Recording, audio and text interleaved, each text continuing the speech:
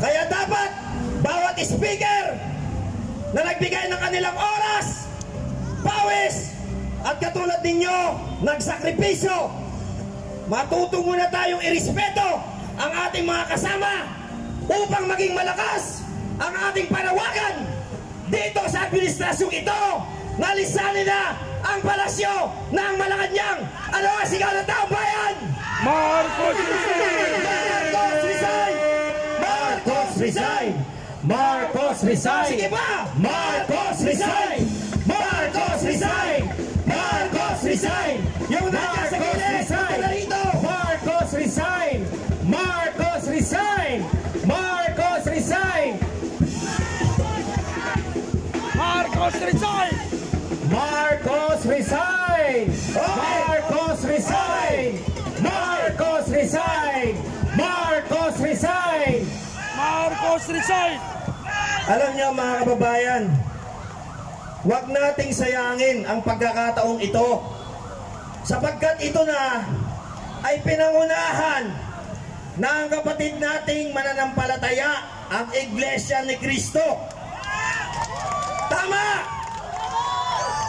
At nandito tayo kahit na ngayong araw na ito ay kanilang event. Nandito tayo para sumuporta dahil hindi lamang sa pananampalataya nasusukat ang kagustuhan ng taong bayan, dahil lahat tayo ay pagod na sa panggagago. Tama! Lahat tayo ay sawang-sawa na sa pagnanakaw. Tama! Harap-harapan na tayong ginagago, harap-harapan na tayong niloloko. 3 video ang lumabas. Ano pa ba ang gusto natin? Marcos resign! Resign! Ano gusto? Marcos resign! Marcos resign! Maraming salamat po. Isa munang paglilinaw. Ang naganap po kanina, napahayag ng isa nating kasamahan sa mainstream media, ang DCBB, ay iwawasto lamang po natin sapagkat nagiging pangit na naratibo na kung saan ito ay maaaring magbuklod na naman sa ating mga Pilipino na gusto nating wakasan ang administrasyon na ito, dahil sinabi sa ulat na tayo daw ay itinaboy ng mga kapatid nating Iglesia ni Cristo at tayo daw ay hindi pinayagan na pumasok sa luneta. Hindi po totoo yan, sapagkat ang pamunuan ng Iglesia ni Cristo at ang ating mga lider ng organisasyon ng iba't ibang nandito ay nagkasundo ng isang paggalang at pagrespeto sa kanya-kanyang mga aktibidad. Kaya ikinokorek po natin na tayo po galing sa Salamanca, sa TAF, ay nagtipon-tipon lamang doon upang tayo ay magmarcha papunta rito sa Liwasang Bonifacio. Sana malinaw po yan sa mga kapatid natin sa mainstream media. Hindi natin kailangan ngayon ang magturo kung sino ang tama at mali, dahil gusto nating malaman ang katotohanan. Tama! Tama! Magnanakaw ba si Marcos? Magnanakaw! Totoo o hindi? Totoo! Kaya huwag nating ibahin ang isyo. 3 video na ni Saldico, tinuturo na itong si Marcos Jr. ano ang ginagawa ng mga nakaupo na nandito. Gusto niyo pa ba magpatuloy ito? Yes! Hindi ba kayo pagod? Hindi pa! Hindi ba tayo gutom? Gutom! Magkano ang bigas? Magkano ang tax, buwis, ninanakaw araw-araw? Sabi ko gutom. Nilalagay sa maleta na parang basura lamang. Samantalang tayong mga Pilipino ay pagod na, galit na. Subalit, binigyan na tayo ng pagkakataon. Ano pa ang iniintay natin? Marcos resign! Marcos resign! Marcos resign! Gusto nyo bang pababain na at bawian natin ng mandato ang presidente natin inuutil at bangag? Yes! Ngayon na! Uulitin ko, Gusto nyo bang bawian natin ng mandatong ipinagkatiwala natin na pinaniniwalaan natin? Sa pambobola niya, nasama-sama daw tayong babangon ng muli. Ano ang sigaw ngayon ng taong bayan? Sabay-sabay gawin! Marcos resign! Marcos resign! Ngayong gabi ay gagawin po nating makasaysayan ito. Ipapakita muli ng sambayan ng Pilipino na tayo ay nagkakaisa at kahit na ang pinakabantayog na palasyo ay kaya nating gibain sa pamamagitan ng isang payapa, nagkakaisang tinig na boses ng taong bayan. Sasama ba kayo? Sasama! May mga kapatid po tayo na may katulad na panawagan ngayong araw na ito na nandyan po sa EDSA, People Power Monument. Nagkasundo ang pamunuan ng bawat organisasyon na pagsama-samahin, pag-isahin na lamang ang sigaw ng taong bayan. Ano ang gusto ng bansa Pilipino? Marcos resign! Marcos resign! Marcos resign! Kaya mamaya lamang po, walang uuwi sapagkat sasamahan natin ang mga kapatid natin sa Iglesia ni Cristo. Natinggin ang kanilang panalangin, natinggin ang kaparehong hinagpis ng kanilang damdamin na ayaw na nila sa pagnanakaw, na gusto nilang patunayan na ang Pilipinas ay isang demokratikong bansa, na bilang Pilipino, obligasyon natin na manawagan tayo sa ating gobyerno ng isang transparency pamumuno. Tama? Kaya ngayong gabi hanggang sa susunod na 3 araw, magsasama-sama tayo.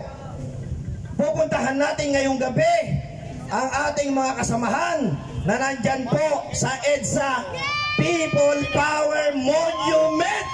Gusto niyo ba yun? Yes! Ano ang sigaw ng taong bayan? Marcos bangon! Marcos resign! Mag-antabay lamang po tayo. Alam ko napagod na tayo magmarcha eh. Anak ng kamuting kahoy. Sabi nga po ni Kapitana, Placido. Placido! 2 buwan na tayong nagmamarcha. Iho! Ano ang nangyari sa ating mga kababayan? Wala bang epekto ang mga parte na inilabas na video ni Saldico? Ginagago tayo ng gobyernong ito. Kasama si Browner, gago din siya! Kasama daw si Browner. Brownie, chu-chu-chu-chu-chu-chu-chu. Kamukha mo! Kamukha mo! Ayaw ipaglaban ng Pilipino! Yes! Tama ba yun? Yes! Sinong walang bayag? Si Browner! Di ako may sabi niyan. Alam na alam yan ni Attorney. Di ba, Attorney? Walang bayag si Browner! Alam na alam niya. Palakpakan natin. Alam niya kasi yung mga sizes niyan eh. Anyway, Kailangan si Atty. Tingnan mo, nakachanelas ka. sa isang tingin lamang, alam na yan. Ano ulit? Walang bayag si Browner! Oh, walang bayag. Okay. Mamaya po, hinihintay lamang natin ang ating sasakyan galing sa Luneta. Ay, sorry. Para lang balik. Oy, mga mainstream media dyan ha. Nagkamali ako. Galing po ng EDSA. Sapagkat doon, meron tayong maayos na pagtitipon, mas organisado, mas preparado, at mas marami tayong maririnig na iba't ibang sektor na magsasalita na yan po ay dadaluhan din ng mga Pilipinong mga may talento para panatilihin tayong gising sa loob ng 3 araw. Hindi ba kailangan ba ito? Gusto niyo bang makita si Elias? Gusto niyo bang makita si Elias? Sisimulan ko na! Hindi ba marunong sumayaw? So hintay lang po tayo sa announcement. Meron pa po tayong natitirang mga speakers manatili po tayong nandito. Nakahanda po kaming hindi na ulit umuwi. 2 buwan na kami sa kalsada. Simula nung Batasan, nandun na kami. Nang binato namin ng kamatis ang Batasan. Napanood niyo ba yun? Araw-araw namin minumura ang lumalabas ng mga buwaya sa pinto ng Batasan. Anong nangyari sa loob ng 3 araw? Meron din naman palang kahihiyan itong si Romualdez. Kaya yan ay tagumpay ng bansang maisog! Mabuhay mga Pilipino! Ngayon, magpapatuloy tayo. Maya-maya lamang, sabay-sabay nating tutunguhin ang People Power Monument sa EDSA. Papangunahan po yan ng ating mobile. Nakita ninyo doon. Kaya dapat po yung mga magkakasama, huwag na kayo maghiwa-hiwalay. Huwag na kayo magpunta sa likod. Mahirap magsalita dito sa harap. Napakahalagang marinig ninyo ang bawat pagtatalumpati ng ating mga kababayan. Kasi naniniwala ako, yung mga patuloy na nakaupo, yung mga patuloy na nanonood lamang sa social media, at yung mga patuloy na doon lamang naglalabas ng galit, hindi po sapat yun. Huwag nating sayangin ang pagkakataon na nagbuwis na kayo at nagsakripisyo kayo ng panahon ngayong araw na ito. At naniniwala kami, 3 araw tayo dito. Sasama ba kayo? Dahil ang gusto ng taong bayan, labanan ang korupsyon, bawin ang mandato. Marcos resign! Marcos resign! Marcos resign! Marcos resign! Maraming salamat po. Magandang gabi.